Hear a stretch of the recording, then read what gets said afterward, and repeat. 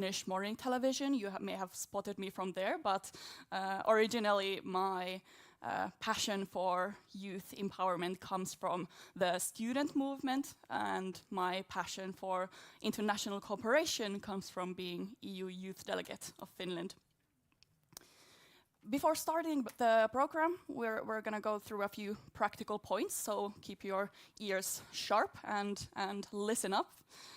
First, I would ask kindly to everyone to please respect the starting times of each of our sessions today and tomorrow. You may know that us Nordics, and especially the Finns, we are known for being very punctual and very precise. So that means that the sessions will start exactly on the time written on the agenda, like sharp, like cutting edge sharp, trust me. I promise that I will keep you guys updated on what is expected of you before and after each session, and you will also hear a bell when it is time to come back here from a break. So not knowing what to do is no excuse to be late, okay? For those of you following the forum online, we have provided an AI-based live captioning service for you. The service will give you a transcript of our discussions and speeches, essentially providing you with subtitles in English. As I said, it is AI-based, so there may be some slight inaccuracies or mistakes, but we still hope that the service will be of help. At this point, I would also like to underline our principles and guidelines for safer space. Safer space means that everyone is encouraged to express their thoughts and opinions freely and with no fear of discrimination or bullying or anything unfortunate like that. This means respecting each other, listening to each other actively, and just genuinely having good manners, as I'm sure that you all here have. Naturally, no form of harassment or discrimination will be tolerated. We have also designated 2 safer space persons, whom you can see over there. Their names are Laura and Lotta, and you can approach them with any questions or concerns or whatever you may have. They will be here strolling around the forum, but if they are not at site, you can ask for them at the info desk where you collected your badges earlier. Right, we have a full day of program today and tomorrow. I do hope that you all will enjoy the ride. I hope that you take this opportunity to ask questions and contribute and comment on everything. This goes naturally for the working group sessions, but also for the speeches and panel discussions happening here on stage. We will do our best to make sure that there will be time for Q&As after each panel discussion. I myself have been to quite a few these kinds of youth events in my time, and if I could give you guys only one advice, it would be to have an open mind and talk to each other and have fun. I mean, I've noticed that making new friends is often the best thing that these kinds of conferences can provide. So I hope that you all will leave Helsinki with a few new friends under your belt. And now finally, please prepare to hear the abbreviation YPS, probably hundreds of times today and tomorrow by myself and others. I promise that this is not to annoy anyone. It's just that it's saying youth, peace and security every single time can be a bit jarring. So YPS means youth, peace and security. With those practical points, let us start with our opening remarks. I am very happy to introduce to you all Ambassador Jouni Laaksonen. He is the head of the Finnish task force of OSCE Chairpersonship, and here in Helsinki he leads the team that is responsible for organizing all sorts of OSCE-related events this year. For example, this event that we're in right now, and also the Helsinki Plus 50 conference taking place on Thursday, and where I hope to see as many of you guys as possible as well. Before this position, Jouni used to work in many positions, both in Finland and abroad, namely as Deputy Permanent Representative of Finland to the UN in New York and Deputy Permanent Representative of Finland to OSCE in Vienna, as well as being a minister in the Embassy of Finland in Stockholm. So please, Jouni, go ahead.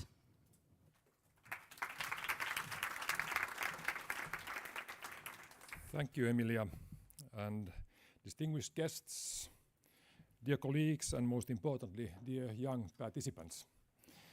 It's a great honor to welcome you all to the OSCE Chairpersonship Youth Forum here in Helsinki. This event holds a special significance as we mark the 10th anniversary of the United Nations Security Council Resolution 2250, a milestone recognizing the essential role of youth in peace and security. This forum is more than just an event.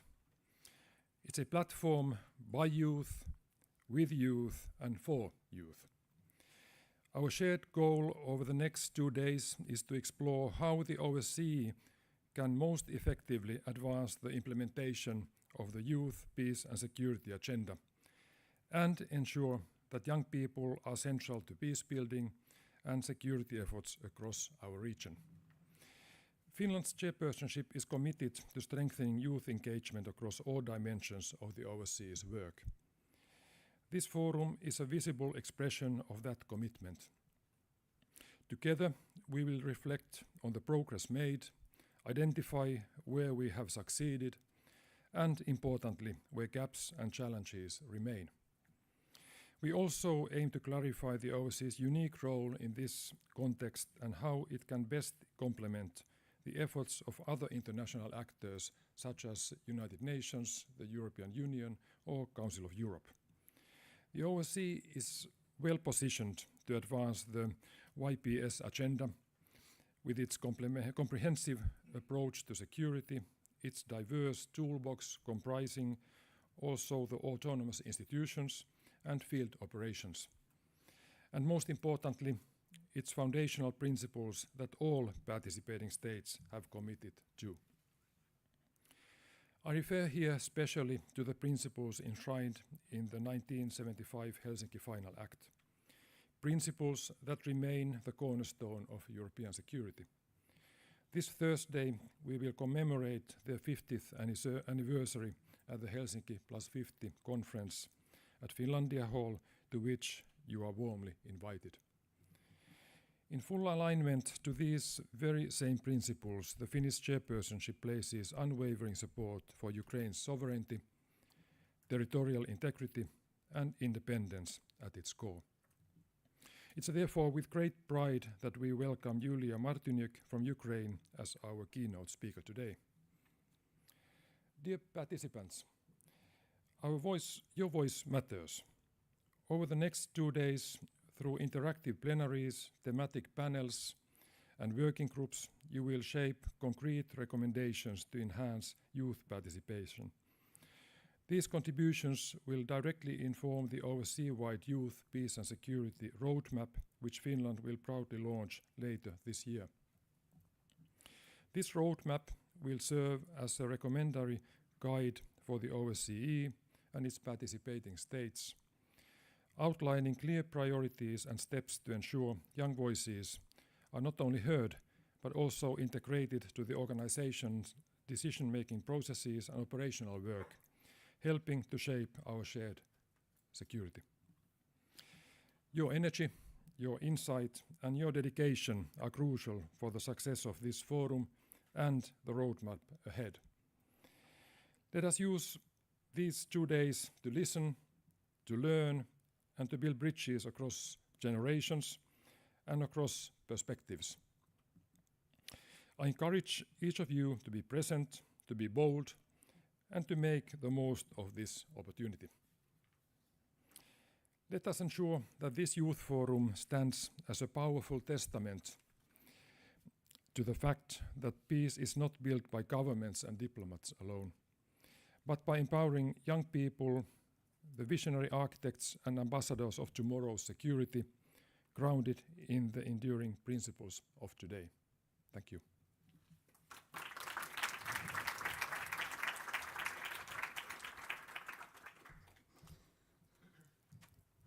Thank you very much, Joni. I completely agree on what you said about the importance of commitment to youth participation. Next, it is my pleasure to introduce Julia Martiniuk, who joins us online from Live Ukraine. Julia is a communications and a PR specialist, and she has a deep-rooted passion for youth empowerment as well as community development.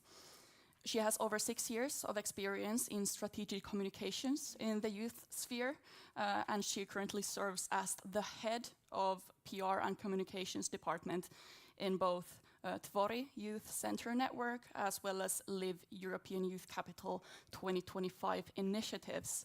So please go ahead, Julia. Hello, everyone. Thank you for the opportunity to speak today. For me, this isn't just an honor, but a vital necessity to convey the truth from Ukraine. I'm here on behalf of a generation that for the fourth year now is living, building, and creating in a country that daily resists a horrific, unjust, full-scale war. A war that not only destroys our cities and takes lives, but also deeply entrances itself in an all-encompassing propaganda that is not always easy to distinguish. This war is not somewhere far away. It's quite close to each of you. Imagine one morning your friend wakes up and their life is cut short by a Russian missile. They are gone forever. Imagine waking up every day to an air raid siren and running to a shelter not knowing if you or your loved ones will wake up tomorrow. Sometimes you just have a few minutes. This is the reality of Ukrainian youth, despite everything.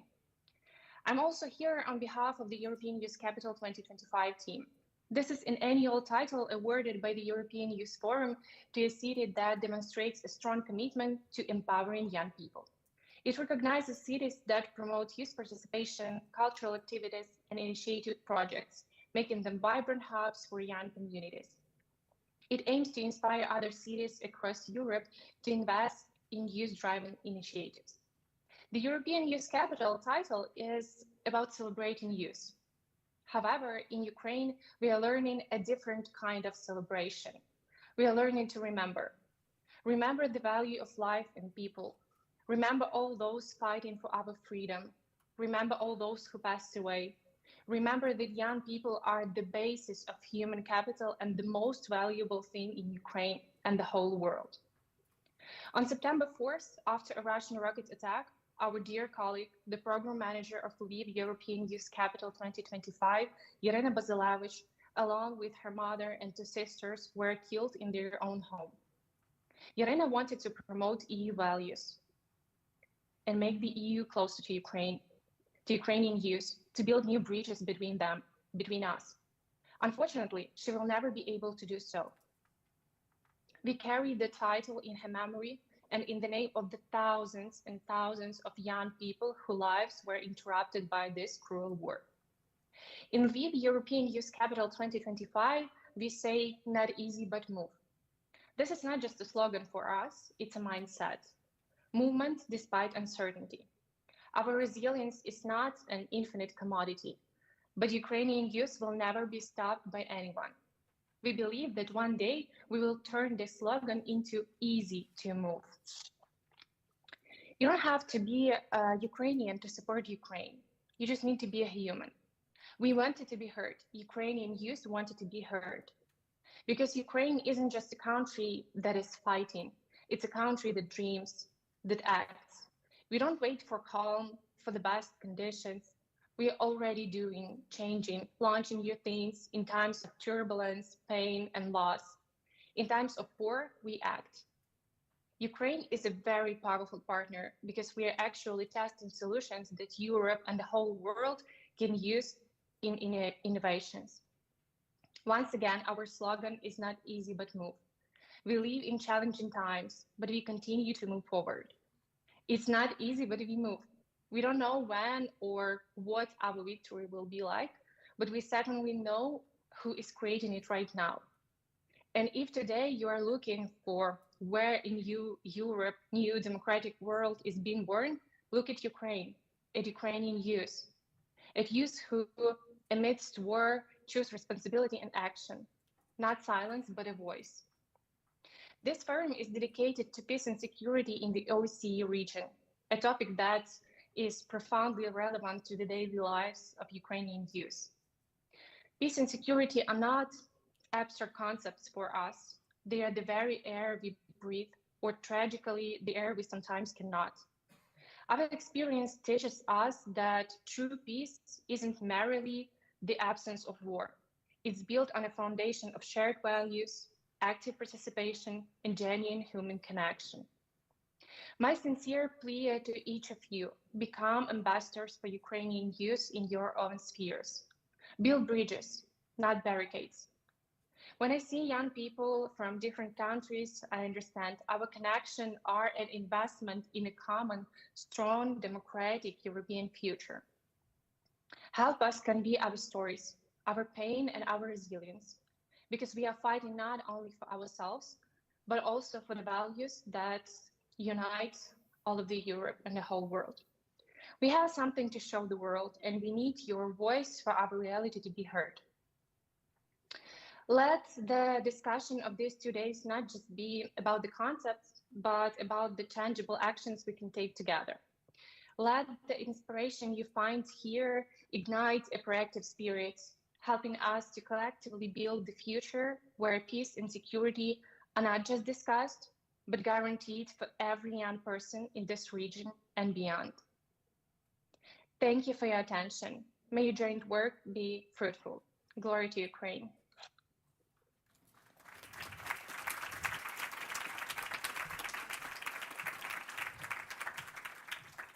Wow, I mean, thank you so much, Julia, for your inspiring remarks and for joining us all the way from Ukraine. I think let's give her one more round of applause, shall we?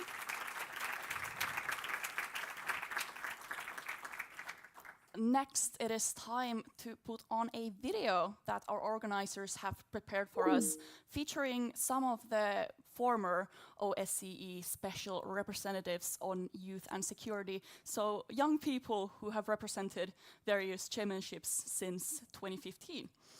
In the video, they will give us their insights on what we should focus on to ensure meaningful youth engagement, as well as why we need to further the YPS agenda, and thirdly, on what the OSCE should especially focus on this regard. So these are some very good points to keep in mind when you go to your working group sessions later today. So let us start the video.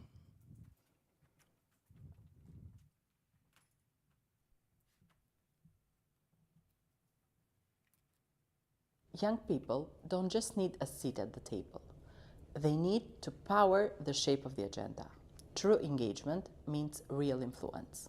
The OSCE must treat youth as partners, not as beneficiaries, from planning to implementation. Cross-regional youth networks should be supported to amplify local action across the borders. The Youth Peace and Security Agenda is here to stay. Like every teenager, YPS requires care, trust, and the possibility to try out its own and new approaches in order to fulfill its potential. You need to be bold. Youth engagement is about autonomy. It's not about controlling or predicting outcomes. It is the disruptive character, the autonomous character of youth engagement which has brought about change. So that is what you need to do. Be bold, brave, and trust the process of youth. It is important to always design with youth and not only for them, which implies to give them real power and not simply symbolic roles. In essence, this means to trust young people with real influence, not just input.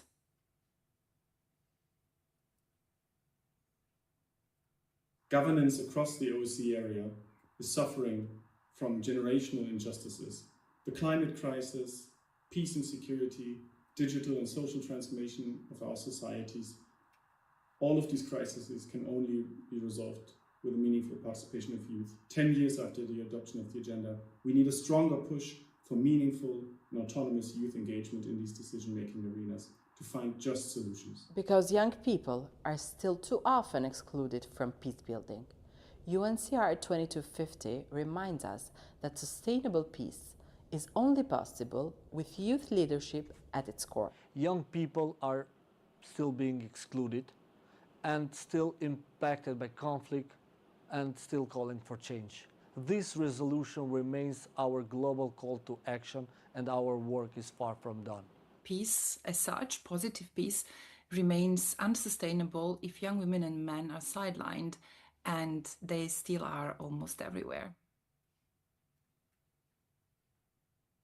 Mainstream the perspectives of young people into all aspects of the organization, in particular into all stages of conflict management. Don't treat this forum as a tick-the-box exercise. Create sound and solid ways to engage young people in all their diversity. True, youth engagement must be genuine, not symbolic. Young people deserve a real seat at the table, not just to observe, but to shape the decisions that affect our lives. The OSCE should strengthen institutional mechanisms that support long-term youth engagement and not just ad hoc consultations. In essence, this can mean institutionalizing youth mainstreaming in its programming, but also within participating states' approach to youth policy with clear mandates and accountability. Urge participating states to adopt national action plans on youth peace and security in all three OSCE dimensions, not only human rights, but also security and economic development. There's no better time than now under the Finnish chair to remind ourselves what has made this organization great in the first place. The Helsinki Final Act. Now is the time to invest in meaningful exchange of youth actors across borders, across conflict lines, and invest in their capacity to resolve these conflicts, to get to work with each other, but also, most importantly, to finance them in their work. You have the autonomous institutions, you have the field operations, you have a great set of tools to support these actors. Do it.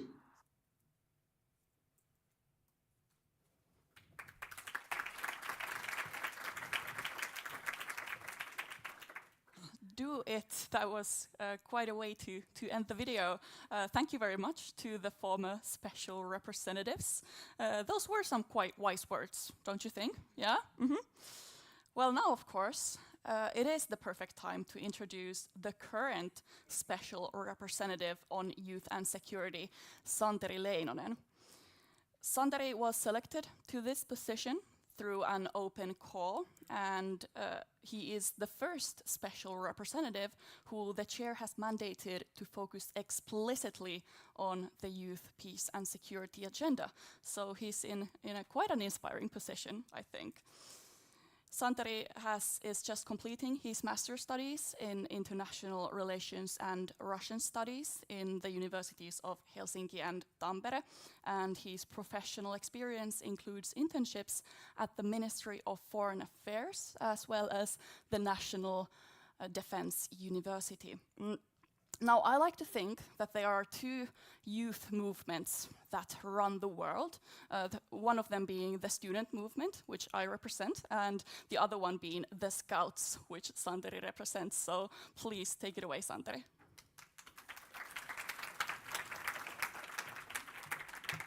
Thank you very much, and esteemed participants, honored guests, ladies and gentlemen. I thought about opening with what was the last time you did something for the first time. But then I realized that for many of you, just being in Finland might actually be that first time, and so the answer would be today or yesterday. But it's great to finally have you all here in Helsinki, and during this chairpersonship I've had many first times of my own as well.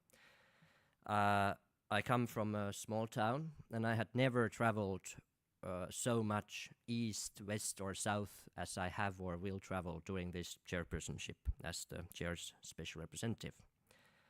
And some people say that being young is all about experiencing things for the first time, and that becoming adult means that you slip into the Monday to Friday life with the mundane routines where you start to experience the same things all over again and again. Or maybe some of us actually stay forever young, waking up each day with new eyes, wanting to learn more and do more in this world every day for the first time. And they say that, as also the previous representative said, that the power of youth lies in its ability to innovate and to surprise. And the power of age lies in its capability to judge and then to support those ideas.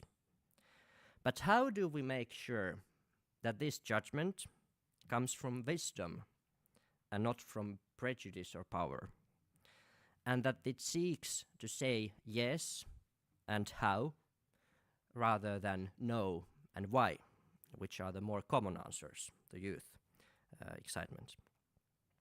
My time as the special representative has been a trip to the world of youth inclusion all around the OSCE area. And everywhere I've gone, I've gained different insights into the issue, as I'm sure also has been the exact same for my predecessors, as we just saw on the video. In Vienna, I've met countless interns, experts, guest speakers, each trying to navigate a maze of institutions and bureaucratic paperwork, all asking the same question. How do we make sure that young people are heard in decision making? In the Balkans, I met talented young people who wanted to stay and develop their home countries despite economic uncertainty. How do we make sure that young people have access to work, education, and a sustainable livelihood all around the OSCE region in the places they call home? In Portugal, at the OSCE Parliamentary Assembly's annual meeting, I had the privilege of meeting young peace builders from across the region. How do we make sure that the voices of young women are heard and that we use our energy to lift other young people up instead of competing in the adults' world at the expense of our peers or our friends? That too often is the case. In Ukraine, where I have not been, but what we just heard also from Yulia Martinyuk, the Russian war of aggression has deprived an entire generation from normal youth life.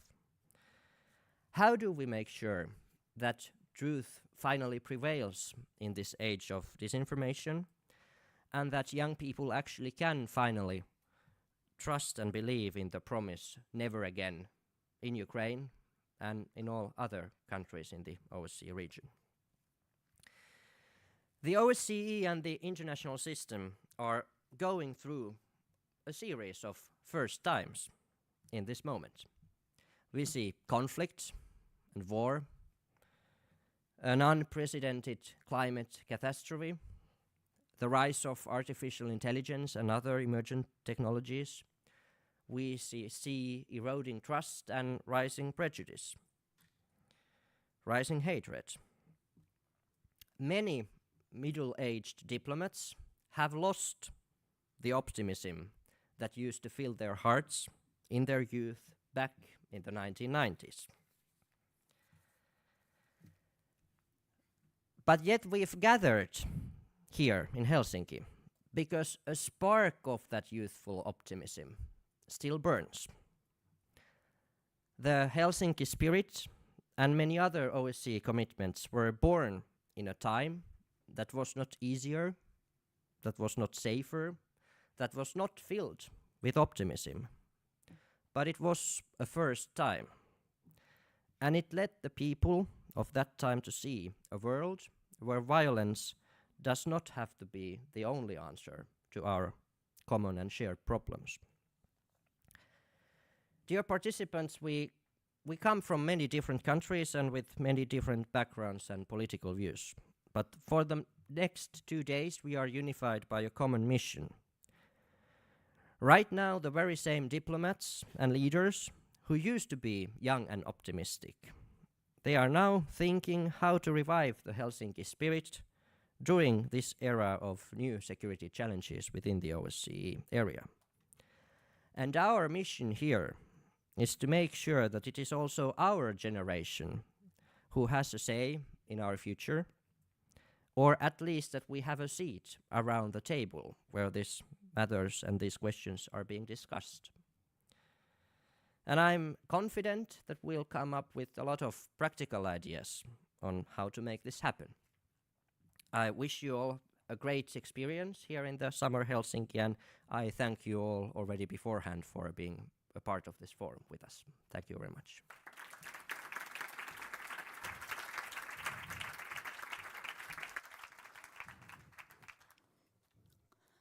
Thank you very much, Santeri.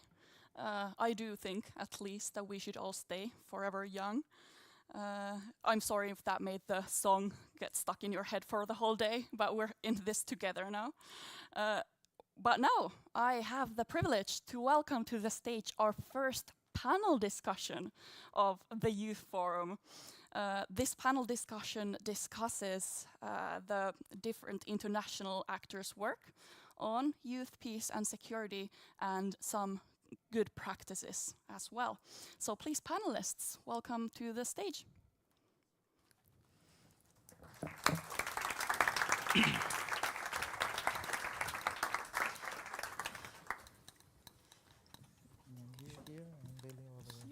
You sit next to me.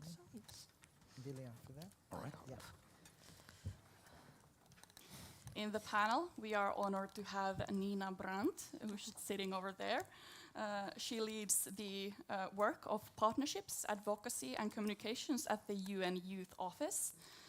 She ensures that the office's advocacy efforts will reach their ambitious goals, as well as empower young people like us worldwide. Nina is originally from Germany, and she has over 19 years of experience in the UN. Then second, it is our pleasure to have here in the panel Ville Savoranta. He's a policy officer and finished 2nd at the European External Action Services Civilian Operations Headquarters, which is quite a mouthful of an office.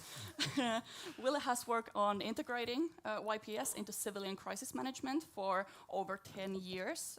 He has also especially contributed to the Finnish National Action Plan's crisis management sections. Ville also has some experience of driving inclusion of YPS into the EU Civilian CSDP Compact of 2023. And then as our third panelist, I am pleased to introduce Anja Jocic, who is a borough member of the Advisory Council on Youth of the Council of Europe. In her work, Anja leads the portfolio on youth, peace and security, as well as chairs the working group preparing a Committee of Ministers recommendation on peace education. Anja's work focuses mainly on capacity building in both the YPS and the women, peace and security agendas. And then fourth, we have Lucia Tacher, the OSCE Parliamentary Assembly's Special Representative on Youth Engagement. She's also the head of Slovenian PA delegation, as well as, I just got lost there, but I'm back on track again, as well as the chair of the OSCE PA network of young parliamentarians. Lucia is the youngest female member of the National Assembly in Slovenia, which is quite impressive, if I may say so. Before her election, she was involved in several youth organizations, for example, representing the Slovenian youth as a UN youth delegate. And then last, but not by any means least, we have Asel Murat, who is coordinating the youth portfolio at the OSCE Secretariat in Vienna. She has over 6 years of experience in project management, focusing on human rights, gender equality, youth, media freedom, and the rule of law, so everything good in the world, basically. She has also served as a human rights project manager and researcher at international and civil society organizations and think tanks in Central Asia. And the session is, of course, moderated by the wonderful Sachi Prelis, Director of Children and Youth Programs at the Search for Common Ground, and I dare say one of the most experienced people on youth, peace and security, probably in the world. So we are very happy to have him here. Sachi has over 25 years of experience working with youth movements, governments and partners in over 35 countries. So that's quite a few countries there. As the co-chair of the Global Coalition on Youth, Peace and Security, he has successfully co-led advocacy for numerous UN Security Council resolutions. I mean, wow, look at the lineup that we have here. I am very excited to hear what you all have to say. So please, Sachi, take it away. Thank you so much, Amelia, for the introduction and introducing all the lovely panelists here too.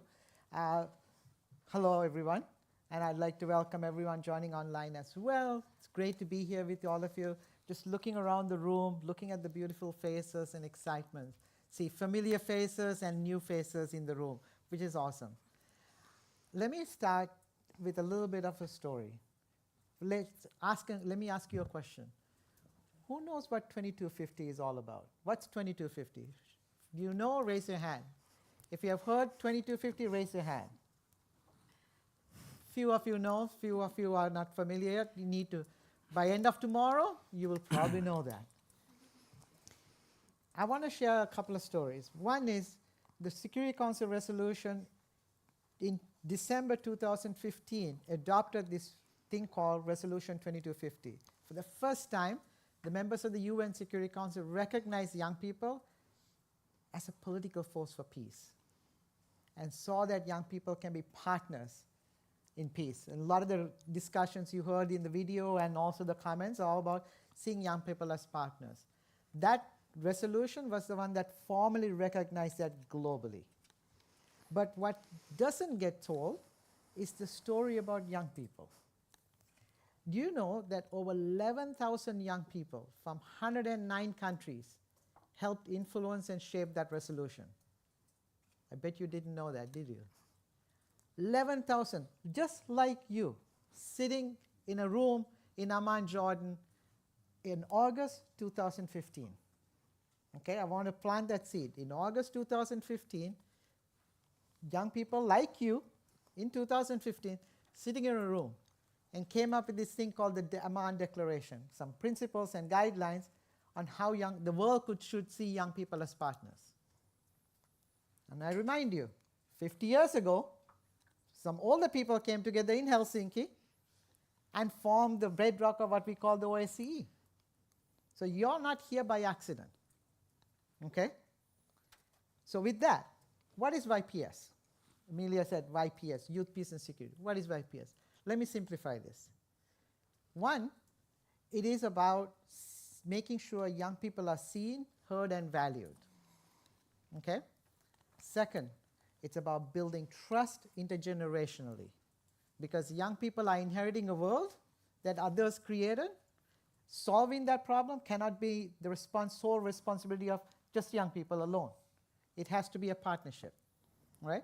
And the third, it's about making sure young people are working in partnership with their governments to tackle the society's problems, not one individual or one group's problems. Okay? That requires a partnership with the government. Whether young people trust the government or not, there's a need to collaborate. And that's the essence of it. The resolution has pillars, all that. You can learn about it in the information you receive as preparation packets. So, but I think the main thing, though, is when you look back in history, where were you 10 years ago? Right? And now here you are here. You're here today. 10 years in the future, what would you be most proud of accomplishing? Just like if you think about history, OSCE started here. 10 years ago, young people like you came together, started a global movement called the Youth, Peace and Security Movement. We read two resolutions, countries are starting to adopt it, and you're here now, because young people before did that. So what would you do and be most proud of? These 2 days are very pivotal for you. You have a role to play because 10 years from now, imagine the stories you'll be telling because of the work you did here. So this is an important gathering. It's historic, okay? So with that, I want to kickstart this amazing panel of people. You don't want to listen to boring me. You want to listen to them. So I'm going to ask my panelists here a little, okay? When you first heard about the YPS agenda, what surprised you? What did you notice about the agenda that, got you interested, excited, or even nervous? Take a few seconds to answer. Nina, I'm going to, because you're closest to me, throw the ball to you, and then I'll go around asking the same question to everyone. Nina, what surprised you? Thank you, Sashi. I must say I heard about it from a dear Finnish colleague, so big thank you to Finland, since I just joined the youth office in February, and she was the one who brought me in on the agenda. What surprised me in a negative way, in a scary way, is how youth still are portrayed as risks, as victims, as perpetrators, troublemakers. So I thought that's really not the experience that I have when I interact with young people. When I see young people from all over the place, I see how they're leading efforts in, using art for peace in Lebanon, in running radio shows to counter hate speech. Those are the young people that need to be portrayed much more. So I think the most important thing is a narrative shift from this young people as risks to young people as indispensable resources. Absolutely, fantastic. In the YPS agenda, we talk about this as moving from a policy panic to a policy opportunity by seeing young people as partners. Beautiful. Billy? Maybe to build on that, the first time I ran into YPS was before it was an agenda. This was back in 2010 in Helsinki in an MFA event, just when the movement was starting, that ultimately led into the Security Council resolution. Back at that time, I was super enthusiastic. I had no reservations. I was like going full head on that topic. Maybe later on, I've been surprised, and I don't mean to be in any way discouraging here, but I've been surprised what a long ball game it is.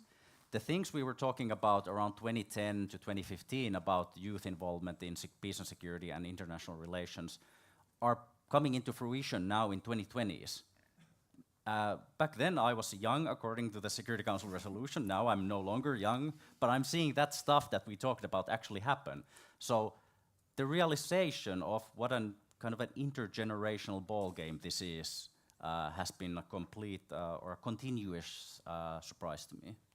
Yep, people laughed at us when we saw we need a Security Council resolution on youth back in 2009 and 10. And it does take a long time. It's a work in progress, a living effort that takes time to create. Thank you, Billy. How about you, Anya? Yeah. By the way, it's Anya Jokic, and I do appreciate incorporating the chill letter, but it's just a bit wonky in my last name. But when it comes to youth, peace, and security agenda, what kind of maybe when I first dwell really into it is how overcompassing it is. It goes beyond what we traditionally consider to be security policy or maybe foreign policy or traditional youth policy, but it also incorporates very strong elements of employment policies, health, gender equality, education, and so on. And all of these policies that are really essential for achieving and sustaining positively peaceful society, security, but also inclusive societies and achieving dialogue in it. So that's kind of maybe on a positive note. What shocks me more so from this perspective is when the first resolution was adopted and also the consecutive two, such a strong political multilateral support for the resolutions and the agenda, yet 10 years after the adoption of the first resolution, we still see this gap and discrepancy with when it comes to implementation on the national level. So this is something that is a bit scary for me. This is scary. That is your responsibility now. You see how you play a role here, right? Lucia, please. Yes, I first heard about youth, peace, and security when I was UN Youth Delegate for Slovenia, and it was the 5th anniversary. We had to make a video, and we all had to say youth, peace, and security in our own languages. And I thought that was really interesting because I could see, how people, first of all, how connected a lot of our languages were and how different our realities were, because honestly, at that time, 5 years ago, this was not a priority topic for me in Slovenia at all. And that has changed a lot for us. I mean, we are really, as young people growing up from the end of 90s to that time, we were blessed with not having to think about the security problem too much. However, it was obviously a reality for many youth around the world, and now it's here in Europe also becoming sadly a priority topic. But at the same time, it was not at that time understandable to me or today that we even have to make the point that young people are stakeholders. Of course, I mean, 35% of youth in the OSCE region in general, but in conflict-ridden areas, these numbers are even way higher, more than half of the population. So, of course, young people are stakeholders, even if we didn't recognize that formally before 2015. And I look forward to working with all of you also today on finding steps that we can make this a reality. So you bring up an interesting point. About 2.8% of people in parliament are below the age of 30 right now. So people who are governed, and the average age of a president or prime minister is in the 60s to 70s. Oldest is 92. Governing people are older, the governed are young. Aspirations and visions are different. So this is important. So young people who are young today have a role to play when they become 31 and beyond. They can't just give up saying, we don't care about the youth agenda because I'm an older person. This is an intergenerational. They have a responsibility to play in this. Asel, at OSCE, tell us what, from your perspective, what excited you, what was cool about it, what freaked you out? Thank you so much for this question. It's a very philosophical one, at the same time has a couple of responses, I believe. First of all, what is surprising in a positive way, that the perception of young people is gradually changing over the time, despite the, of course, perceptions of them as being troublemakers, or, for example, for guys being perceived as violent or aggressive, and for young girls being perceived as victims of violence. It's also a perception of young people being experts who could contribute, who could engage meaningfully and contribute to the peace building. And second of all, in a bit negative way, that despite this idea of empowering young people with the resolutions that we just discussed, not many countries adopted national action plan on youth. Some of them call it peace and security. At the OSCE, it's officially youth and security agenda. Yet the purpose of this document is empowering young people, making them visible.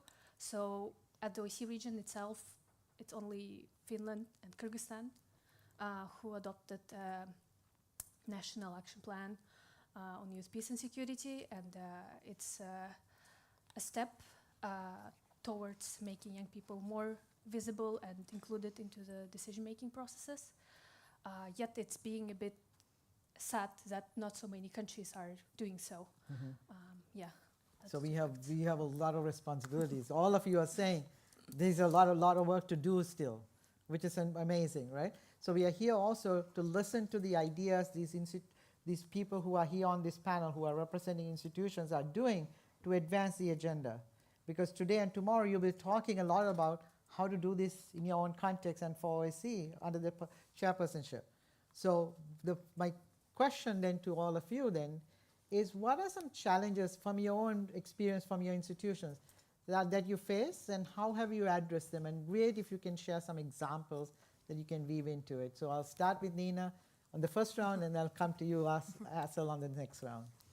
Nina. Thank you, Sashi. Well, challenges a lot, tokenism, lack of financing, but I want to focus on one specific challenge that was mentioned earlier on as well, which is the lack of institutionalization of youth issues, youth perspectives in peace and security, but really in general. And well, one thing that the UN has done happened in 2022, which is the founding of the UN Youth Office, which is my office, which I'm proudly representing here today. And it was 193 member states who decided that they need youth issues at the center of the UN and beyond. And so the founding of this office is actually quite historical, because for the first time, many of you may know, my boss, Philippe Paulier, is the first Assistant Secretary General on youth issues. He was appointed when he was 32 years old. He reports directly to the Secretary General, and he's a wonderful, he says he doesn't represent youth, but he represents really the institutionalization of youth issues. And one of the things I wanted to mention, we have many ways that our office does that, and one of the more structural ways is actually something called Youth 2030, which is the youth strategy, which was launched 7 years ago, and we just launched the second phase. You can find it online. And really, it has, the first phase had a key priority on peace and security. And the second phase is really all about institutionalizing, making it more systematic, going away from tokenistic approaches and really looking at how can youth issues be put front and center in the UN and beyond. So we work with 60 UN entities and 132 country teams that implement this strategy. There's a big focus on accountability, because you can say and do a lot of things, but really looking at the data will give you the real picture of what is being done in the different countries. And another thing I wanted to mention, maybe as an example from our office, is the political advocacy. The office, the youth office, is a political office, so we have an important role to play vis-a-vis member states. And since January, I joined in February, since then we've met in bilateral meetings with more than 50 individual member states, speaking to ambassadors, permanent representatives, to talk about meaningful youth participation. How can we do it? How can you help us commit to this? How can you rally forces? And there's a wonderful group called the Group of Champions on YPS at the UN, led by Finland. So I'm very honored to really be here in Finland, because Finland has been such a pioneer and supporter of this agenda from the beginning. But really, the political advocacy part is one that I want to just highlight here, also maybe for the OSCE, to look at what can be done, having this important role with foreign ministries in these countries on how can this be used to amplify this agenda. Thank you, Nina. That's fantastic, because you heard in the previous question, we were talking about norms. We want to shift the norms of who young people are, from troublemaker to peacemaker and a partner. The second part of that agenda then is, how do you institutionalize those norms? How can institutions understand it? And you hear it from UN and EU and Council of Europe and others about how they're institutionalizing and making sure there's political credibility for the agenda, right? So really, in that same light, how's the EU, what are the challenges the EU is facing around this, and how you're tackling those challenges? So maybe I'll come at this first from an institutional angle, but I want to make a societal point also afterward. Institutionally, in the European Union's Common Security and Defense Policy, YPS is a really new addition. I mean, this is an area where the European Union is truly learning from the OSCE that has a much more longer standing line of work on YPS. One key difficulty, a long-standing difficulty, which has become even worse in the last few years, is the differentiation between concepts of hard security and soft security. And obviously, youth often fall into the soft security side, and they're excluded from the more hard security topics that we work on in EU civilian CSDP missions across the EU neighborhood.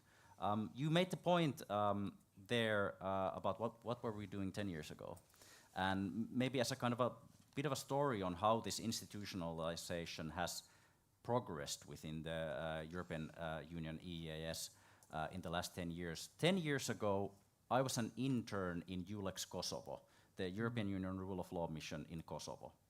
There was 5 of us, under 30s. Rest of the mission staff were pretty much over 40. So very few younger staff in the mission, and obviously only interns. there was a huge hunger for younger staff in the mission. Many departments wanted younger staff, but they could not get this staff from the member states. Internship was one solution, but many people who were interns were already professionally equipped to actually become real staff in the mission. 10 years later, 2025, this year, we have finally opened the call for entry-level experts in civilian CSDP missions. So the key to actually, and the idea there is also that having actually younger staff in missions who are actually have a more regular position than an intern, they are also youth champions in the mission. These people have not yet started their positions. It's taken 10 years. This is the ball game thing, which I was saying. You know, stuff that you put in motion 10 years ago, you see come into fruition much later on. By actually having younger staff members taking part in missions in countries, they experience and socialize in the countries where we operate in a much different way than more experienced older staff. The mission effectively embeds itself more effectively into the surrounding society. This is what we're hoping for. Maybe those of us who've been pushing for this agenda, we'll see in a few years how that runs. But having actually recognizing that you do not have to have 20 years of experience to actually contribute to hard security topics. Getting over that hump of, you know, how many years do you have? That's key aspect in driving the internal mainstreaming of YPS. Now, very small societal point, which especially hits the OSCE area, is demographics. Briefly. Very briefly, yeah. In the OSCE area, we're seeing birth rates decline. The demographic transition is moving forward, while in the global south, we're still seeing a youth surge. This is going to lead to very different politics regionally, which we still haven't fully grappled. While we operate in areas with youth surges coming from countries with a declining ratio of youth, that's something that we need to think about in how do we do foreign policy. That is a conference topic, honestly, in itself already. But it's something we need to keep at the back of our minds. Exactly. And making sure the wisdom of young people across the ages are playing a role in this over a longer period of time. Anya, you want to tackle this question? You touched upon it earlier, but yes. Please come to it. Yeah, thank you, Sergei. So maybe I will disappoint you and the participants, but Council of Europe does not necessarily implement youth peace and security. There is no roadmap or any of the strategic documents that guides the implementation. However, Council of Europe really does implement the youth peace and security. And many times now in the panel, but also in the video, we've heard we need young people as stakeholders, as decision makers, and this is exactly what Council of Europe has been doing since 70s, so even long before the first resolution has been adopted. So there is this wonderful thing. I will try to keep it simple, but it's called co-management system. And what it essentially means that all of the decisions on the level of the Council of Europe regarding programs, budgets, and policies that are related to youth cannot be made without young people. It's not only that we are consulted, that we shape policies. In a sense, we are there at the table, but no, decisions cannot be made without us. As Marius, our secretary, would say, not hypothetically, but really I do have the same voting power as France, Germany, Serbia, which is my home country, and so on. So how this is to be, I'm part of this Advisory Council on Youth. It's one of them. It's part of this structure or statutory body. So together with the representatives of governments from the member states of the Council of Europe and a few more, we actually do come together. Us as members of the Advisory Council on Youth, it's 30 of us. So we are democratically elected, first and foremost, and also appointed. And we really do represent the variety of young people geographically from all over the Council of Europe or the Council of Europe member states, but also on different levels of organizing, anything from local organizations, regional organizations, national and international, and covering the variety of topics. So you have students' organizations, you have religious organizations, youth wings of political parties, national youth councils, and local organizations. So I think It's really bringing this variety of youth organizations and young people at the table and giving them the power to say, yes, this is something that we agree, or no, this is something that we do not want. So everything, again, on the level of the Council of Europe is fully shaped by young people in cooperation with this body, which is called Steering Committee for Youth, which is the governmental side of the statutory body. On the other hand, in 2023, there was this wonderful summit, which was called Reykjavik Summit, and in the entire existence of the Council of Europe, there have only been 4 such summits. Maybe for the context, but the highest decision-making body on the level of the Council of Europe is the Committee of Ministers. But when it comes to summit, it gathers heads of states and governments. So in this summit in 2023, they decided that they want more youth perspective in intergovernmental and other deliberations on the level of the Council of Europe. What this really means is that for us, as representatives of young people and youth structures, really open the door to participate in the variety of the discussions. First and foremost, we cooperate with different institutional bodies, some on a very high-level political level. For example, we cooperate with the Parliamentary Assembly of the Council of Europe and shape discussions. Also, lately, quite a lot with Venetian Commission. Of course, not with the same decision-making power that we have in our own statutory bodies, but also we participate in the work of different intergovernmental committees and shape discussions and also policy documents in a variety of topics spanning, I really had to write it down, from bioethics to environment, development of artificial intelligence, gender equality, but also in the intersection of these topics. For example, there is a big topic on how artificial intelligence shapes gender equality or gender-based violence. So here we're not only representatives as experts on youth policy, but also experts in different fields of our work. So I think this is also very, very important. One thing that I've forgotten to mention when it comes to our statutory body in particular, but is also that one of the decisions that was jointly made by the governmental representatives as also young people is to, once the aggression in Ukraine started, is to start a special call for Ukraine, which essentially means that we do recognize that not only in armament, but also infrastructure and development, we should not forget young people and youth organization and also their social development. So I think this is very also representative of the YPS agenda and making space for them, but also very continuous investment into youth sector, even in the times of crisis. And lastly, I mean, I can talk for quite 10 hours more, but maybe one of the latest developments that is important, we work a lot on developing soft law instruments. Currently, we're developing this Committee of Ministers recommendation.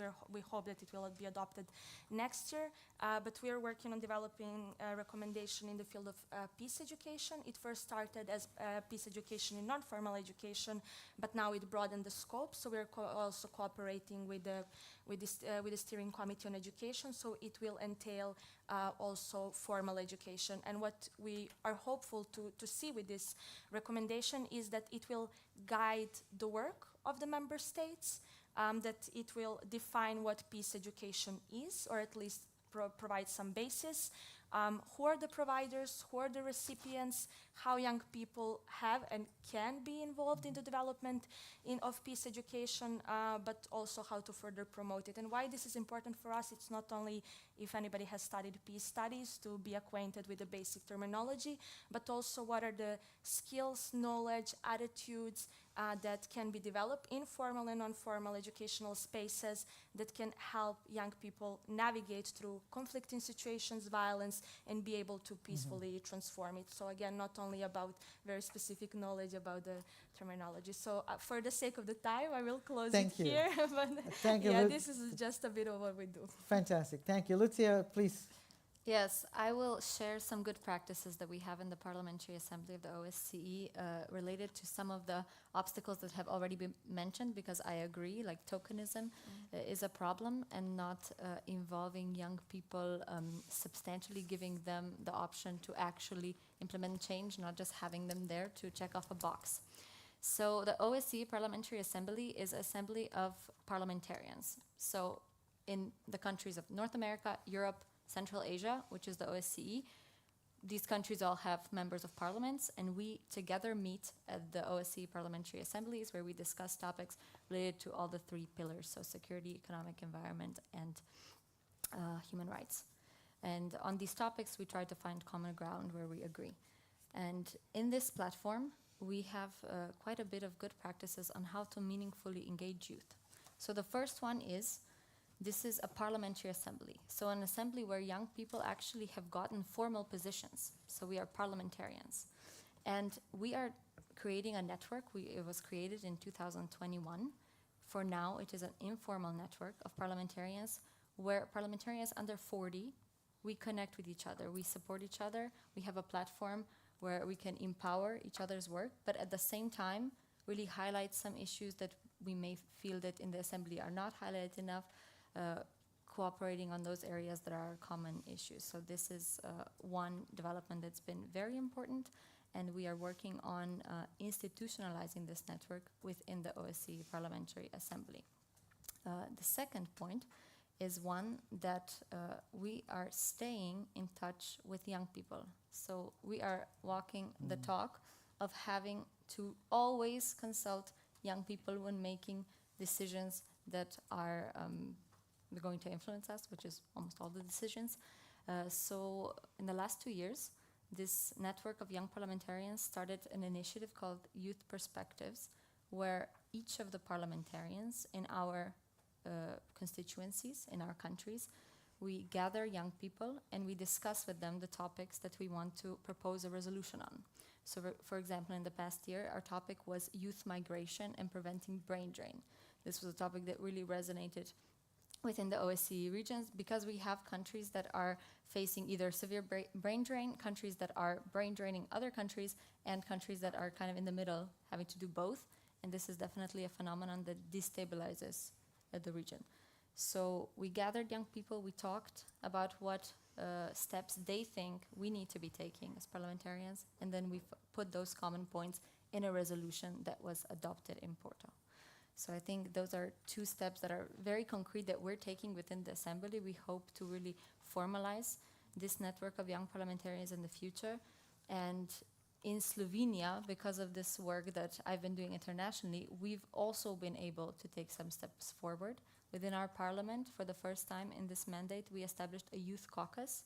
So connecting young parliamentarians from across the parties to talk about, have initiatives together. And we realized one point that was really important about this youth caucus. It was not only to provide us a place to talk, but it was to provide a platform for youth organizations, for young people like you, to address their concerns to the parliament. Because a lot of the times we see that young people don't want to affiliate with a certain party. And here we provided them a platform, and it really worked. We have been constantly working and already managed to pass a law of our Youth Council bill based on the initiatives that we got from local councils. So some good practices to share. Fantastic. Thank you so much. Keeping on time, so I want to Asel to you. But tell us from your perspective as well. Thank you. It's difficult to say something when a lot of colleagues contributed to this question, but I just wanted to say that there is an obstacle of stigmatization of young people and stereotypes towards them, that they are less knowledgeable, less capable, and so on. What does OSCE to prevent or to, let's say, empower young people in this regard? It fosters dialogue between different stakeholders as well as intergenerational dialogue, and supports youth-led research to make sure that young people's voices are heard and seen. And at the same time, internally, OSCE, recognizing this issue of stereotypes, recently established Youth Committee. It's a youth committee inside of the staff committee that deals with, basically, that creates space for young professionals to be heard and feeling also valuable, making their contributions to be considered also when it comes to operational, institutional processes. So it was a very interesting experience. I will share with those who are interested maybe during the coffee break how it works, but it's something new for us as well. And one of the obstacles that is also was mentioned tokenism. What does OSCE to prevent tokenism? Also, we have the pool of young experts. It's a database of 82 young experts from OSCE region. These experts are from different backgrounds. They possess different expertise, and they were recommended by the colleagues, by the way, from the field missions. I thank you for collaboration in this regard. It was a collective selection, collective work, and here you can actually find those members of pool of young experts. They are here among us, and they are co-facilitators, co-moderators, co-designers of our events, and we also invite them as speakers. So I will discuss with you separately if you like, but for the sake of time. Saja, over to you. Yeah, thank you, Asel. So fantastic. I want to go for a quick lightning round of the third question. Starting with you, Asel. So I want you to take your OSCE at top, keep it on the floor, right? And you as Asel, as a person, because the YPS agenda is a human agenda. So as a young person in the OSCE, right? Recognizing OSCE's value, what should the future of OSCE programs could look like when it comes to youth and YPS? Now you not as an OSCE, but a young person. And for you as institutions, not recommending to OSCE, but what are some promising things that you have? So lightning round, about a minute or so before we ask questions from the audience. Asel, I'll start with you. Well, it's a very difficult question, I must admit, but yet I just wanted to say that it's important to coordinate the efforts between international actors who are involved with work with young people. Sometimes it's a challenge for the colleagues. They don't know what each institution is doing, especially when you have a lot of international organizations such as European Union, for example, OSCE, UN. So it would be very much impactful also to coordinate the efforts and see if there is a possible coordination, cooperation, to make sure that the financial resources are not spent, let's say, for the same activity, and if it can be complemented. I also know that this practice is relevant for the field mission colleagues. I used to work at the office, at the OSCE program office in Astana for 3 years, and I remember that it was also a great work with the colleagues from international organizations there to see what can we do joining forces when the financial resources are scarce. And second of all, it's always important to continue facilitating intergenerational dialogue and learning from each other, because myself being a young person, I'm also learning from young experts whenever we are conducting activities with them, learning fresh insights, perspectives from them, and seeing what can be done further as within the mandates of ours, within the capabilities of ours. And also, at best, it would be great to have a document at the OSCE strategy that would allow empowering young people more across the OSCE region. For example, we have an action plan on gender equality. So I know that it's a challenging discussion for the participating states to agree on one single respective document. Yet it's something that would help organization to incorporate youth perspectives even better. So, yeah. Fantastic, thank you. Again, you're hearing, I hope you're taking notes, because the the AI will give you notes, but it's too late. You need to take notes because these are important for the conversation today and tomorrow. Thank you, Asel. Lucia, how about for you? For Parliamentary Assembly, I would say that a unique contribution of the OSCE Parliamentary Assembly could be exactly this bridging the gap between global and local. And we're in between because we're parliamentarians. Yeah. So I think that is something important that we need to take advantage of. And that's why, as a special representative for youth engagement, I'm working on establishing an informal working group on the youth, peace and security agenda, because I think if we empower this link of parliamentarians, then we can better spread it among people and include and engage young people actively. Fantastic, awesome. Under that coordination, but broadly around politics too. Fantastic. Yes, Anya. Okay, I will have to do a bit of a taking a Council of Europe hat and be an individual, but also on an institutional level. I personally, I'm an alumna of 2 OSCE projects. One is Peace and Security Scholarship, and another one is the OSCE Dialogue Academy for Young Women, jointly delivered by the OSCE mission in Kosovo and OSCE mission to Serbia. So yes, on individual level, gaining skills and also being empowered as a young person, as a young woman, to participate in peace processes on a grassroots and individual level really shaped how I navigate, even now in the Advisory Council on Youth. However, what I feel really, and I'm taking this from what I spoke about, what is done on the level of the Council of Europe, it is very important, and this is something that also on a national level in youth sectors we talk a lot.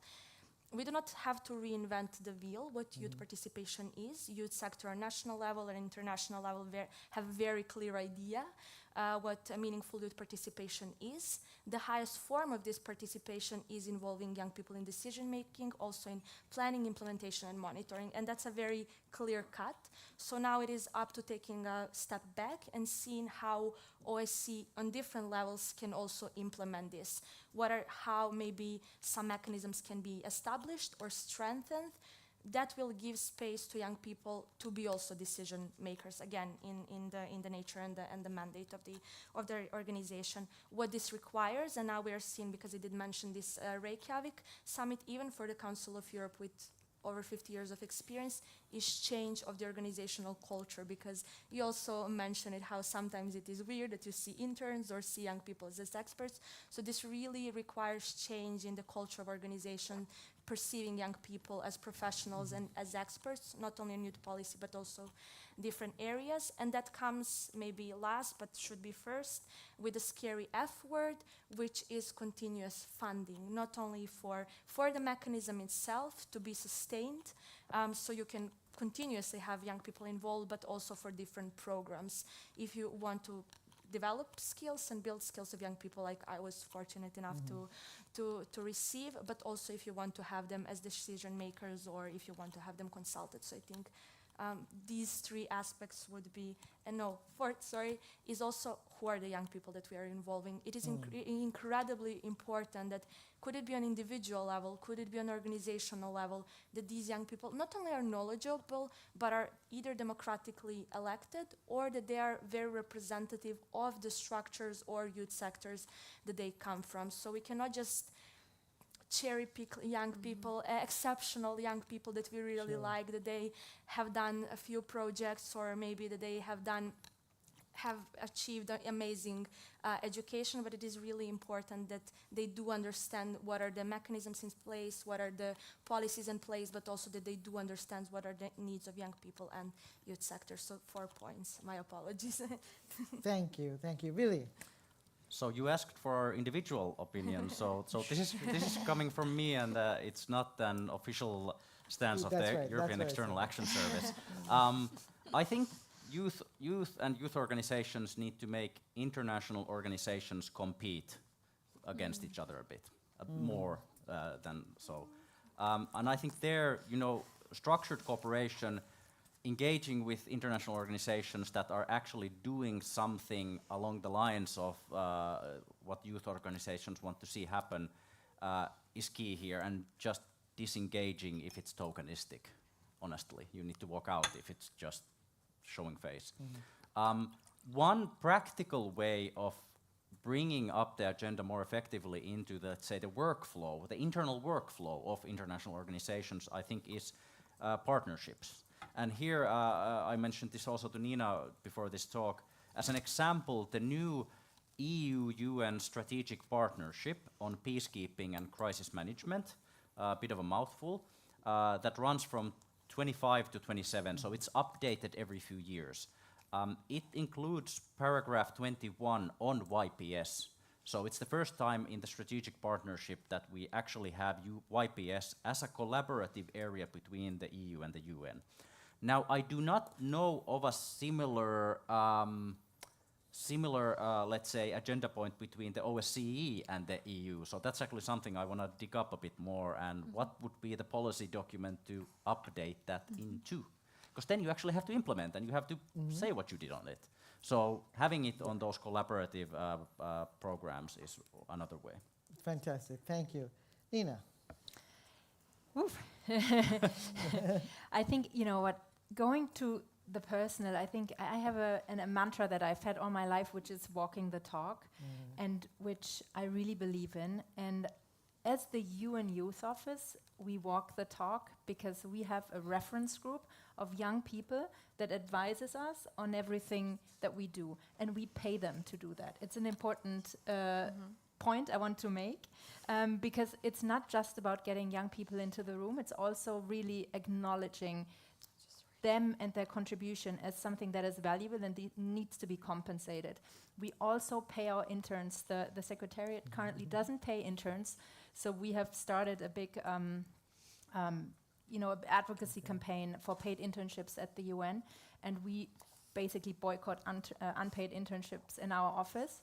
And I'm making these two examples just to show that there is something that every office and every individual can do in the bigger ecosystem that you are.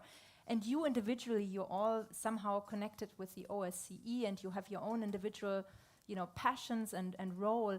And I really want to encourage you to trust that even when you start small things, whether they are just an idea, they can become bigger over time. I mean, we heard it several times, right? That things take time. And sometimes they start with a small idea. And I think it's so important that you all look around you where you are and whatever your work is and think about, am I hearing enough youth voices? Am I writing this article? Am I publishing this social media post with enough youth perspectives? Am I contributing to this policy with enough youth perspectives?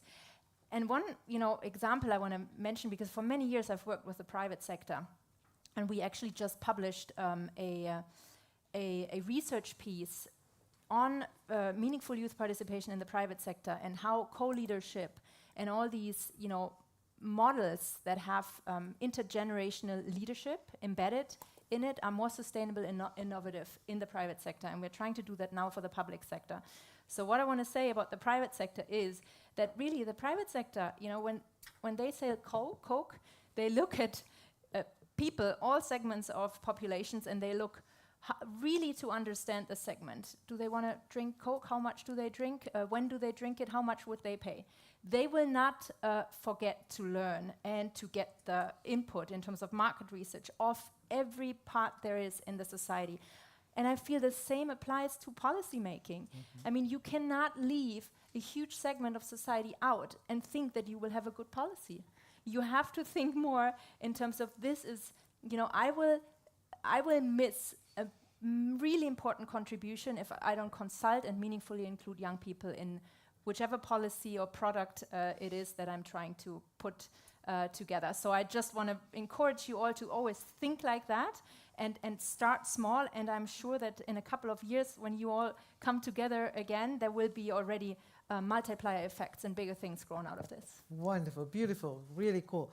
Because when you're hearing a lot of these wisdom coming from these experiences, right?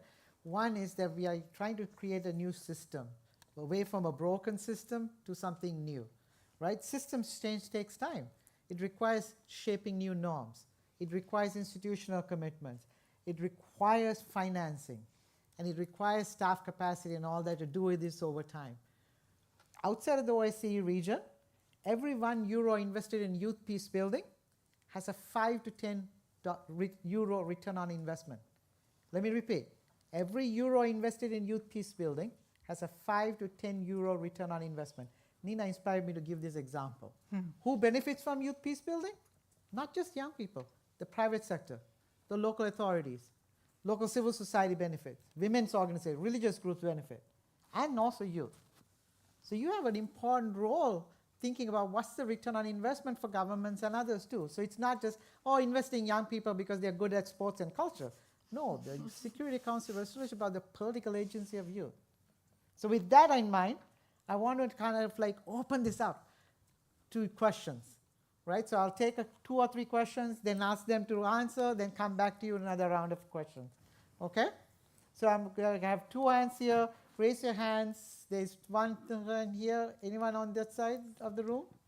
There's another hand there, and right. So 1, 2, 3, 4, 5, and 6 over here. Let's take 3 at a time, right? And then the next round, 3 at a time.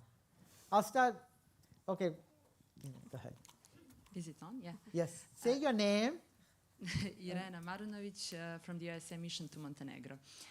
youth focal point of the mission, and I don't have a question. I just want to build upon some things that have already been said by Nina and Lucia. So we started working more on YPS agenda in the last year, together with our partner Regional Youth Cooperation Office, RAICO. And this year in June, and Santeri was also present during the national conference that we had, 12 MPs from all political clubs have signed the Declaration of Commitment to Youth Regional Cooperation, Intercultural Dialogue and Reconciliation. And they committed to establish a mechanism for the constant cooperation with young people and youth organizations. So in a way we connected parliamentarians from all political parties, and we did on this political advocacy. And one of the persons who signed the declaration is also part of the network of youth parliamentarians, Yevrosima. Yeah. So it's good that we are connecting all the dots, and we will, in our agenda, it is to build capacities of those guys who are making this group, these MPs this year, because a lot of them doesn't even know what meaningful youth participation means. So we are taking them to some field visits. We are organizing certain trainings for them, so we hope that we are putting our effort into making something really sustainable, and in the next year they will be the one, with our support of course, leading this constant dialogue. So we are trying to involve them, because we have done a lot of things with really small budget in the previous years, but in the end you do not have those guys who are really making decisions really meaningfully involved in these processes. So it is really important. Fantastic. We'll go to the back there, and then I'll come here, and then answer if you have questions, and then come. Yes, gentlemen. Thank you for giving me the floor. My name is Abdullah, and I'm from Denmark, and I'm the Danish youth delegate to the UN. My question is regarding, I can't remember who talked about it, unfortunately, but someone spoke about it's usually the same voices that come again and again at the multilateral space. And that's also something that I've noticed as a youth delegate, but also prior to that when I was working with civil society organizations. So my question is, how do we create more representative voices at the different UN level or multilateral spaces in general? Because usually what I see is that it's also the same voices from African countries, European countries, or from Asian countries that are being sponsored by the UN agencies to come to different meetings. And also when we see at the UN youth delegates, we also see a lot of young people that are just pointed out by the government to say that now you're the voice of the youth. But they're not elected to be representative of the youth from the back home. And we also created a toolkit along with the UN Youth Office and along with the EU, and we launched it at the ECOSOC Youth Forum, I think it was last year, to show how to create and to ensure strong UN youth delegate programs that are representatives of the youth in their own countries. So just more concrete advice on how to institutionalize more representative voices at the multilateralism space. I'm glad you asked this, because this is also a question later on in your small groups. You'll be talking about meaningful youth participation, diversity of voices. So I'm going to ask our panelists to answer, but it's a question all of you should be answering in your groups as well. Okay? Yes, one more question here. Thank you. Thank you for the panelists. My name is Paula Pettikangas. I'm the chair of the Youth Peace and Security Network here in Finland, and it's so great to see all of you here in Helsinki. As we have heard today in the panel discussion, there should be different kinds of opportunities for young people to take part in decision making, but also in the government work, volunteer-based, but also expert-based. I also have experience as the UN Youth Delegate of Finland, and so UN is really familiar to me, as well as EU, and I would like to know more about how OSCE works. So especially for us, this question. In addition to the youth committee and the pool of experts that you mentioned, I also learned that you do have a network of national focal points. I think we also have participants here in this forum. and please do correct me, but I understood that the previous ones are more advisory based and the latter one is more young officials or experts. Please do correct me. And could you tell more about this kind of network? How do you coordinate and arrange the work? I'm really, really interested to hear about that. Thank you. So that's focal point coordination. I'll go to the back there. There was a lady in the back. Yeah, you had your hand up, right? And there are these 3 questions, and I'll answer them and I'll come to you. I haven't forgotten you to do a second round of answers, okay? We have about 20 minutes. Go ahead. Thank you. So my name is Hanna. I'm the Polish youth delegate to the UN, and thank you so much for the panel. It's only 1 hour and I already have 5 pages of notes. But my question goes, I think, is related to this hard and soft security.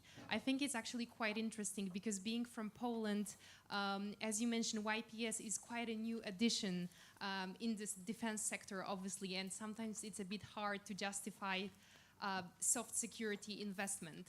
So I was wondering this is an open question to everyone, but referring also a little bit what was said at the end on the ROI, how should we make case? How should young people make the case of soft security, or how to address this exclusion from soft security under the hard security priority? Thank you. Great. 3 awesome questions. We have how to make the case for YPS, expanding the different hard security in a way. How do you think about focal point networks and strengthen that a little? And this issue around representation and voices. Who would like to start? Keep your answers brief, but please. Asel, I'll start with you because there was a direct question on OSCE. Sure. And then we'll come to the others. Thank you so much. I'd like to take up 2 questions. First question was raised by a participant from Denmark, Abdul. Thank you so much.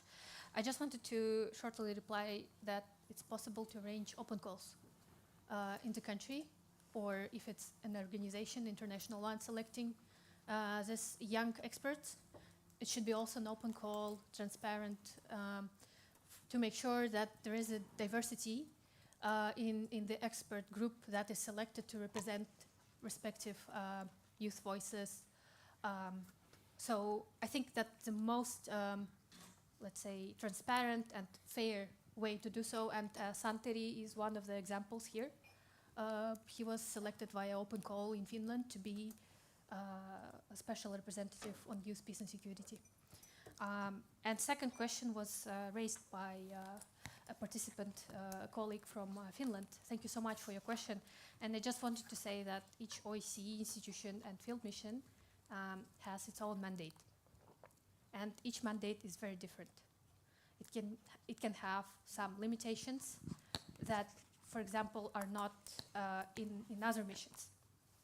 Depending on these limitations, depending on their mandate, they set up their work in the field, and they, of course, depending on their capabilities, financial resources, they organize respective capacity building events, confidence building events. And they are not obliged to report to Secretariat or agree with Secretariat about their activities at all, just to be clear here. They are having independent work there. They know the problem in the field. They know the context better than anyone else. Believe me, I know, because I worked at the OSCE program office in Astana, and I know what it can be sensitivity-wise and limitations-wise. And being here at the Secretariat, you can see a bit different settings at the work style. Yet it's an attempt, an effort, also to see whether sometimes it's possible to do some regional cooperation and coordination where possible. Also, for example, we do model OSCE exercises. Last year, we've done one successful event with the colleagues from Southeastern Europe. It was in Belgrade, again, as an example. Before, we've done such exercise in the Central Asian context, in Istanbul, together with the field missions from Central Asia. So again, just to reiterate, being independent mandate-wise, having such limitations, OSCE institutions try to work together and see what can be done budget efficiency perspective-wise. So that's the answer. I hope I addressed your question. Thank you. And anybody wants to take the other two questions? I can, I will. Do you want to go? Yeah, I will volunteer for the briefly though, please, because we have another round of people wanting I will to try. ask. So for the participation, I think it is very important that we start on the local level, because when you go to the international youth participation, it's already a few levels: local, regional, national, and international. So it's in essence a bit exclusive. So it's very important that we demand mechanisms and also funding for the institutional youth participation on local level, but also for the local youth civil society. So this is where actually we can collect, to say, or young people can start their involvement at first. Also, it is very, very important that we invest as a sector, but also invest in strong youth representative organizations. What I'm particularly meaning is national youth councils. Those are independent youth representative organizations, network of organizations. They do serve to advocate for young people, get involved in the policy making processes, representation processes as well, but they also serve as watchdogs. This is very important, especially when you have governments involved into some decision-making or selection process, especially if they're not necessarily democratic.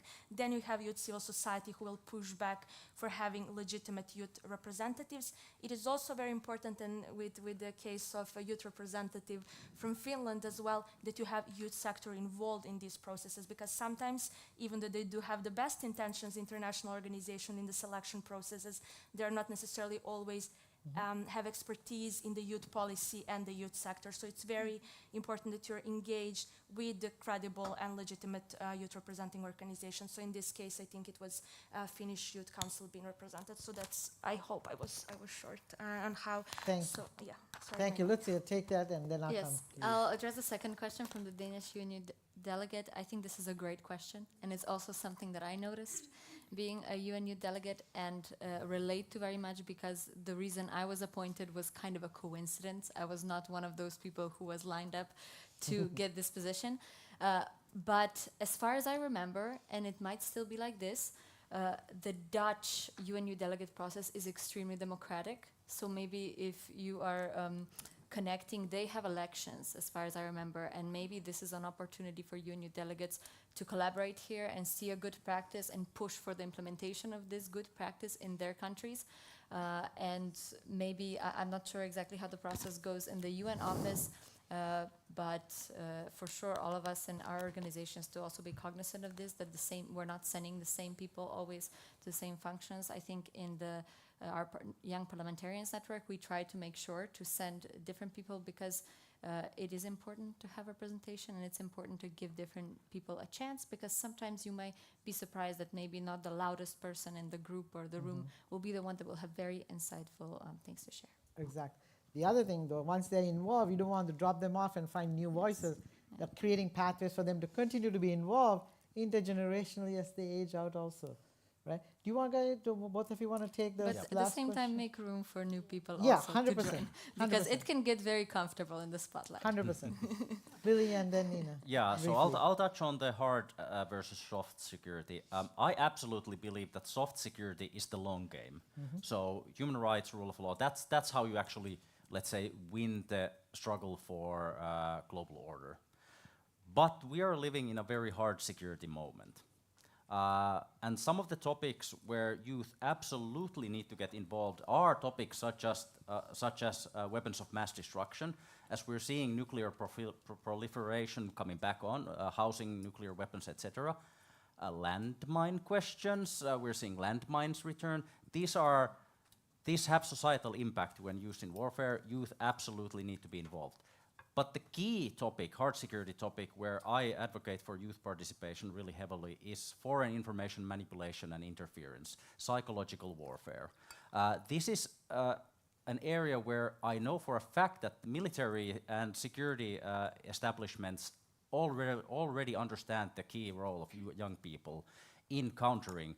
But maybe in international diplomacy we haven't, or let's say international cooperation, we haven't really engaged the youth in the cooperation we do on countering FIMI and countering hybrid warfare. So that's an area where I would definitely say youth organizations need to step up and take their role now.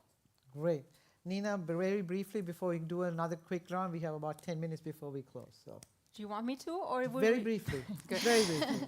30 seconds. Okay. Oh my God.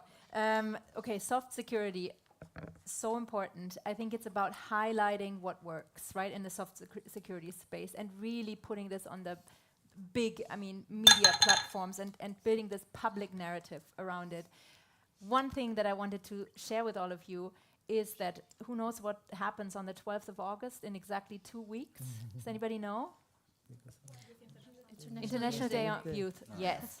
It's a big public advocacy moment for young people that our office is celebrating.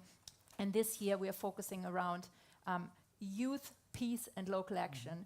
So here, that's the moment to celebrate and to have youth-activated content, celebrate it at all the stages on social media, and with leadership to really highlight what soft diplomacy looks like and what impact it can have on peace. So that's what I want to say. Absolutely. And what does that do? It shapes new norms. In the hearts of adults, it's like they're not troublemakers, they're not a problem. Look at the solutions, right? It's important to shift these narratives like this.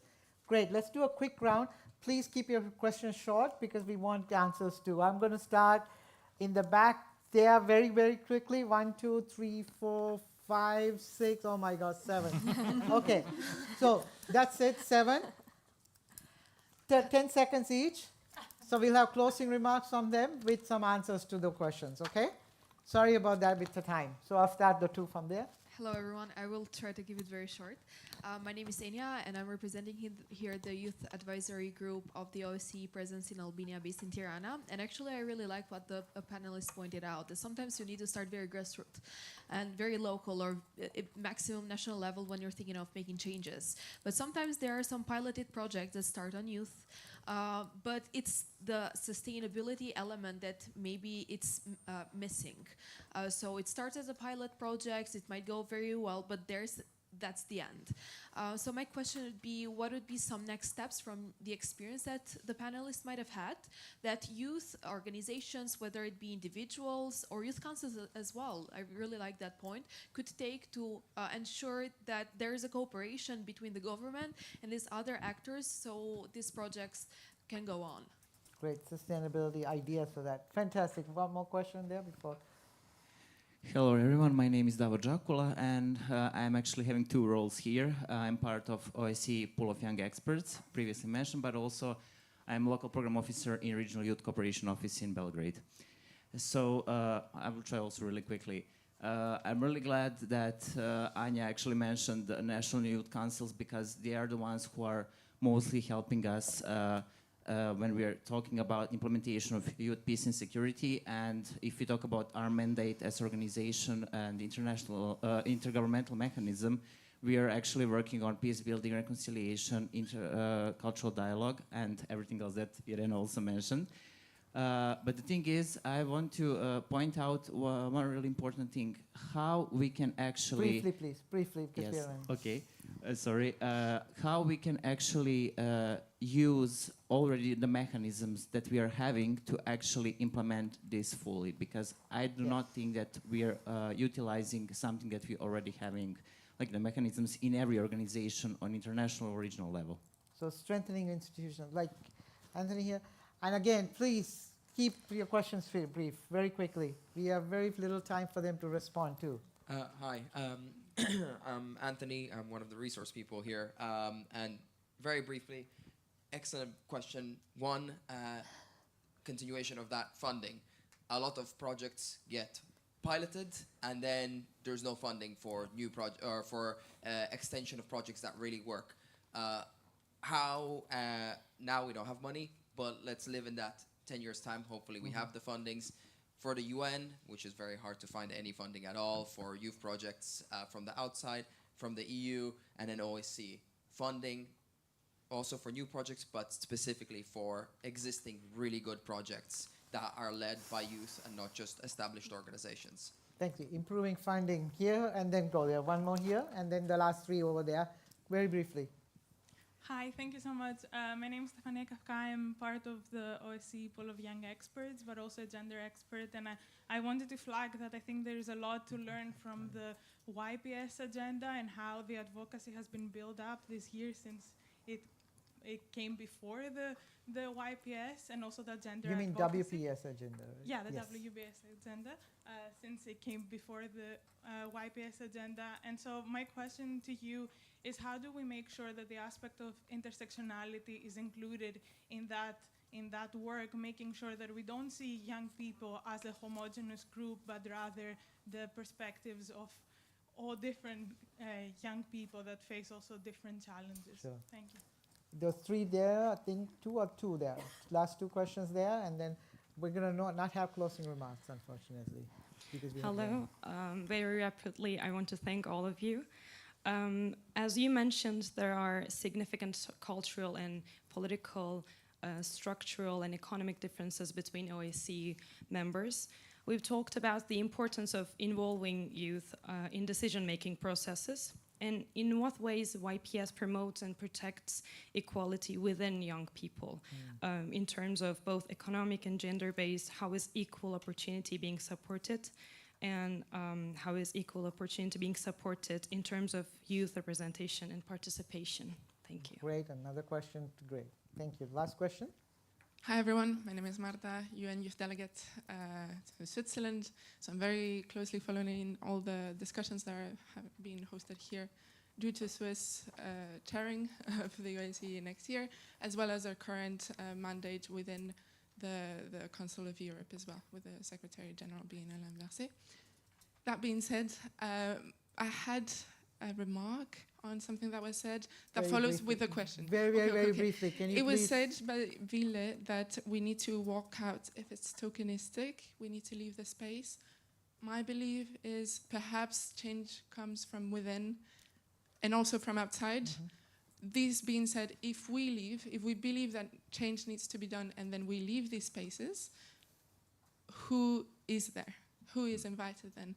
So my question would be, do you have any best practices, as you already shared, or some advice on how we could also perhaps better onboard new generations of youth, and as well make sure that we properly combat tokenism within the organizations when being given this spot that is a little bit more tokenistic? Thank you very much. Thank you. All these are fantastic questions. As a moderator, I'm going to use my moderator's privilege to say, take these conversations after this panel is over, to talk in your small groups, to talk to them individually, so we can expand this. And all of you have answers to some of the questions you asked. So with that, I want to ask you to thank our expert panelists for being here with us. I want to thank people online for joining us as well. And with that, I want to close this session and thank our audience online, reminding them to join us tomorrow at 9 o'clock. And we'll close this session now. Okay? Please, round of applause to everyone.